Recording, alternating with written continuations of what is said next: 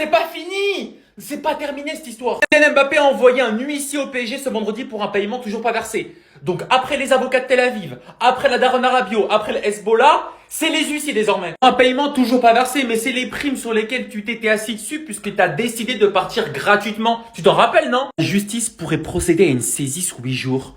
Le campus du PSG sous serre? Mbappé avait déclaré que les supporters du PSG lui en voulaient parce qu'il était parti et qu'on se comportait comme une ex.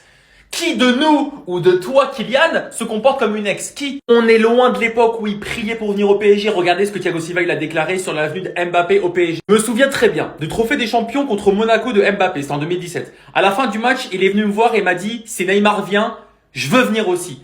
Tu peux en parler au président? Moi aussi, je veux faire partie de cette équipe. Comment on est passé de ça à ça? À un harcèlement conséquent tous les 4-5 mois. Kylian, moi je t'aimais. Moi j'avais des sentiments pour toi quand tu étais au PSG. Pendant tes 8 années, je t'ai supporté. La dernière année, j'ai capté ton vice et depuis, ambiance bizarre. C'est toujours une légende du PSG d'après vous? Pendant très longtemps, le Paris Saint-Germain a été un club de pitre et aujourd'hui, le club est redevenu enfin un club de foot. Je fais des vidéos sur le Paris Saint-Germain depuis 2021. Pendant cette période, la plupart des gens m'ont entendu critiquer énormément le président, Nasser El Khelaifi, ainsi que les différents directeurs sportifs qui sont passés par le club parce que je ne comprenais pas quelle était la politique du club. On avait l'impression que tout ce que le club avait envie, c'était de faire de la surenchère financière autour de ses stars, surenchère au niveau des contrats, surenchère au niveau des salaires, surenchère au niveau des avantages qu'il donnait à la plupart de ses stars, qui en profitaient allègrement. On va pas mentir, il n'y en avait pas un qui avait l'aisance d'esprit de se dire que peut-être il fallait recentrer tout ça autour du sport. Et en 2022, j'ai fait la vidéo qui m'a fait exploser, celle qui explique entre guillemets comment le Paris Saint-Germain pourrait rebasculer vers un club de foot et qu'on arrête toutes ces simagrées autour de ses stars. Attention, je suis pas en train de vous dire que c'est parce que j'ai fait cette vidéo que le PSG a décidé de le faire, mais point par point, c'est ce que le PSG a fait. Les stars sont partis, les jeunes joueurs qui étaient dans l'équipe ont été valorisés, les joueurs de l'académie du Paris Saint-Germain ont intégré de plus en plus l'équipe professionnelle. Cette saison, pas moins de 8 joueurs ont joué au moins un match avec l'équipe professionnelle. C'est évidemment un record pour le club. Si on met de côté le match face à Valenciennes en 2007, quand Paul Le Guen avait décidé de punir certains pros de l'équipe en les remplaçant par des joueurs de l'académie, ce qui avait permis d'ailleurs à l'époque à Mamadou Sakho d'être le plus jeune capitaine de l'histoire du club à seulement 17 ans, ce qui était une anomalie à l'époque et qui n'a eu lieu uniquement parce que le Paris Saint-Germain était en crise à l'époque, est devenu quelque chose de complètement normal aujourd'hui. Voir régulièrement Warren avec le brassard alors qu'il n'a que 19 ans, ça ne choque plus personne, alors que ça paraissait complètement impensable il y a à peine 2 ans et demi. Mais surtout, le Paris Saint-Germain sur la période de 2022 à 2025, donc la période où le Paris Saint-Germain a fait sa transition pour aller tout gagner, eh ben la masse salariale du club a été divisée de 55%. En gros, les salaires du club ont tous diminué puisque les stars sont partis et les joueurs qui composent l'équipe aujourd'hui n'ont pas les mêmes salaires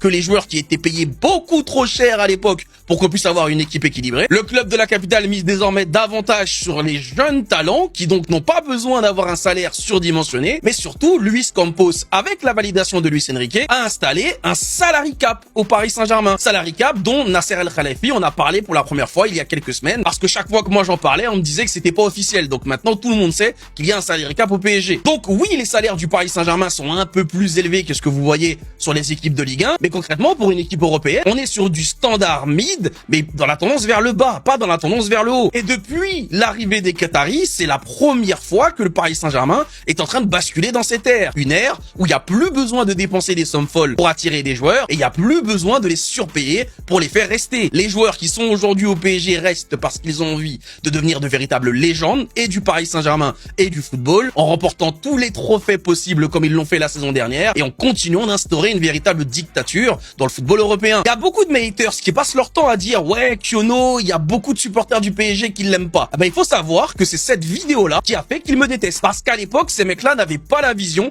d'un Paris Saint-Germain sans Neymar, sans Messi et sans Kylian Mbappé. Je pense que si vous leur posez la question aujourd'hui sur le fameux projet avec des jeunes au Paris Saint-Germain qu'ils trouvaient complètement ridicule en 2022, je pense qu'aujourd'hui, ce sont les premiers défenseurs de ce projet et pas un d'entre eux échangerait les joueurs actuels du Paris Saint-Germain avec les stars qui nous ont quittés, avec lesquels on n'a pratiquement rien gagné. Thiago Silva vient de nous faire des révélations dingues sur la relation entre Kylian Mbappé et Neymar et sur l'arrivée de Mbappé au Paris Saint-Germain. Aujourd'hui, en interview, il a déclaré « Je me souviens très bien du trophée des champions contre le Monaco de Mbappé. À la fin du match, il est venu me voir et m'a dit « Si Neymar vient, je veux venir aussi ». Kylian Mbappé est même allé plus loin puisqu'il a demandé carrément à Thiago Silva d'en parler directement au président du club et de lui demander de le faire rejoindre l'équipe, de demander pour que Kylian Mbappé rejoigne le Paris Saint-Germain. La suite, on la connaît, Neymar a signé au Paris Saint-Germain, Mbappé aussi, et c'était le début d'une amitié incroyable, comme le dit aussi Thiago Silva.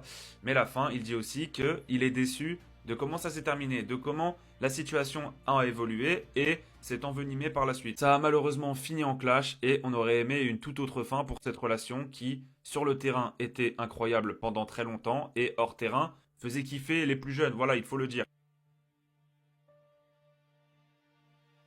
Voilà, aujourd'hui, on en a appris beaucoup plus sur les dessous de cette histoire, sur pourquoi Kylian Mbappé est venu au PSG, comment ça s'est fait. Voilà, merci Thiago Silva, légende du club, et aussi légende des interviews, parce que là, ce qu'il fait, c'est pas mal comme interview. Mais Kylian Mbappé, il veut vraiment pas lâcher le Paris Saint-Germain. À un moment donné, ça y est, t'as gagné ton procès, arrête d'abuser.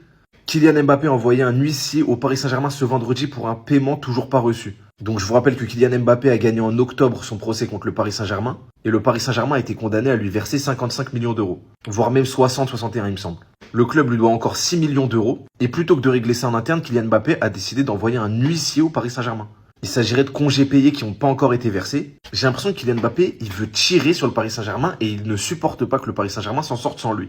Faut pas qu'il oublie qu'il a soudoyé Thiago Silva pour rejoindre le Paris Saint-Germain et qu'il est venu voir l'ancien capitaine juste après le match PSG Monaco en lui disant que si Neymar venait, il voulait venir aussi. Donc je sais pas si son objectif était de venir au Paris Saint-Germain parce qu'il savait qu'il y aurait l'image sur lui ou s'il voulait venir parce qu'il y aurait Neymar. Mais avec tout ce qu'a apporté le Paris Saint-Germain à Kylian Mbappé, je comprends pas comment il peut s'acharner autant sur eux. Laisse le Paris Saint-Germain prendre le temps. On parle pas de 10 ou 20 euros, on parle de 61 millions d'euros. Franchement, cette équipe-là, elle me fait kiffer, les gars. Le 11 du Paris Saint-Germain, prêt pour le combat, prêt pour ce choc face à l'Olympique de Marseille.